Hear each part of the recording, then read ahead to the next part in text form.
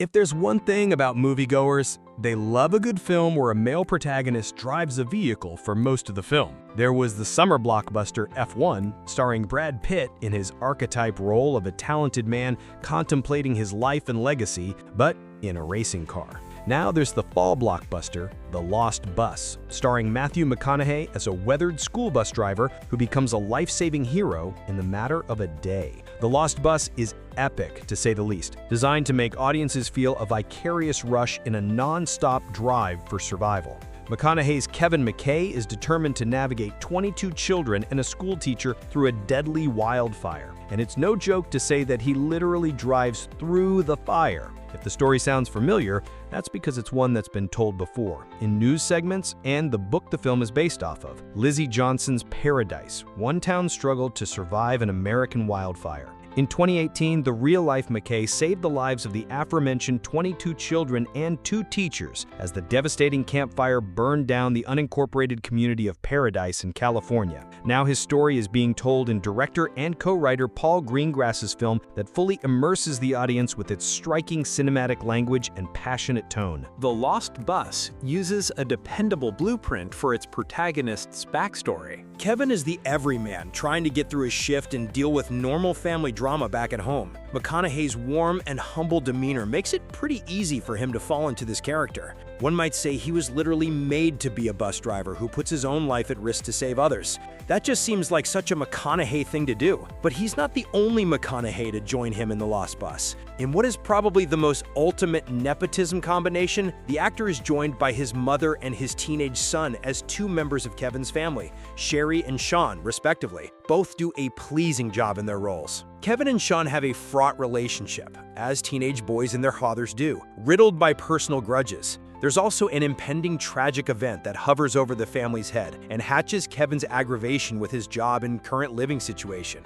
As any film set around a natural disaster does, The Lost Bus seeds sprinkles of the wildfire's initial flame into the McKay family subplot. Greengrass and co-writer Brad Inglesby use the blueprint of the burned-out, slightly depressed protagonist to prepare him for an adventure that will pump some motivation back into him. When he responds to the call to evacuate the students at Ponderosa Elementary School, his disconnection with his family becomes much more perilous. If it isn't obvious enough, The Lost Bus relies on familiar formulas and old tropes to tell its story. There are some differences between what Kevin knows about his family's safety in the movie versus what happened in real life, and changes were clearly made to make the story more personally pressing. Films based on true stories are always going to have a collision with the truth. That much is never going to change. Stories will forever be dramatized, even if they are inherently stimulating. The focus on Kevin's personal life in The Lost Bus didn't make it any less boring. It actually did its job of speeding up the desire to fully embrace him as a sacrificial hero.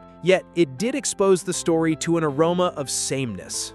Matthew McConaughey and America Ferrera are a magnetic duo in The Lost Bus. When The Lost Bus gets to the point that everyone is subscribing to Apple TV Plus to watch, it stays at a consistent pace fueled by adrenaline. From the moment Kevin picks up the children and Mary, watching the movie means holding a giant breath for nearly 2 hours. Even when the film takes a brief pause to gather itself and let the heart rate slow down, there's still no time to exhale. The Lost Bus exists in a space of danger, where everything feels like the longest roller coaster of all time.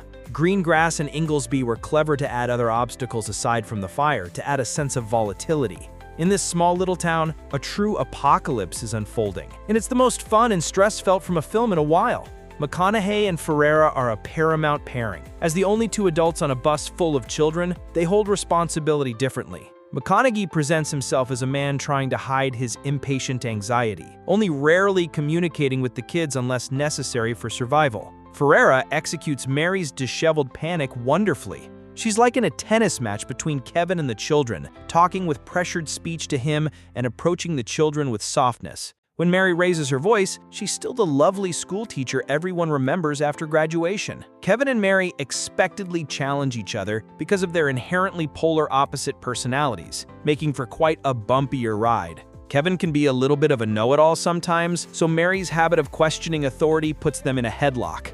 In regard to the child actors, they really do deserve their flowers. They belt out monstrous screams at every tight turn and blaze of fire. The Lost Bus visuals drive the intensity home. Happening simultaneously with Kevin and Mary's objective is the first responders' efforts to combat the fire as it gets more out of hand. Their hard choices are a savvy mirror to Kevin's own struggle to find the right path to lead these terrified children to safety, showing different portraits of heroism. The film also brings to light the hand Pacific Gas and Electric played in causing the fire, just enough to not divert the Lost Bus away from its thrilling sequences. In another world, the PG&E scandal alone would make for a gripping drama film. The Lost Bus works overtime to make sure that the audience feels like they're in the fire, and to stress just how much of an impact one little spark makes. The beginning of the film spends time following Kevin driving the bus in a community where the roads are tight, the buildings are close together, and schools are located in forest areas.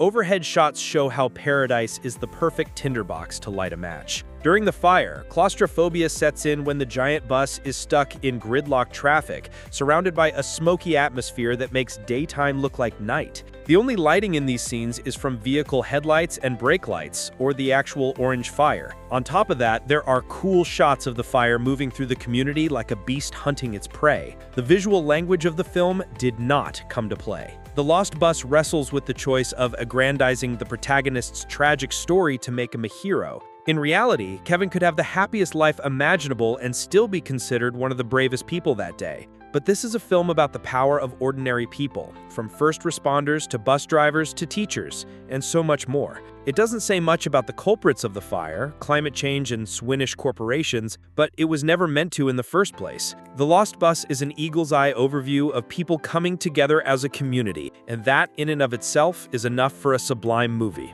The Lost Bus releases in theaters September 19 and on Apple TV Plus October 3rd.